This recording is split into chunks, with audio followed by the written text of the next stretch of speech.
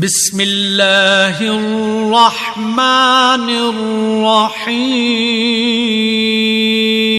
और कहते हैं कि ये पहले लोगों की कहानियां हैं जिनको इसने जमा कर रखा है और वो सुबह शाम इसको लिखवाई जाती हैं।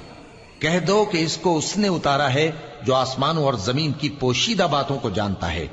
बेशक वो बख्शने वाला है, मेहरबान है। और कहते हैं ये कैसा पैगंबर है कि खाना खाता है और बाजारों में चलता फिरता है, इस पर कोई फरिश्ता क्यों नाजिल नहीं किया गया कि इसके साथ खबरदार करने को रहता, या इसकी तरफ आसमान से खजाना उतारा जाता, या इसका कोई बाग होता कि उसमें से खाया करता।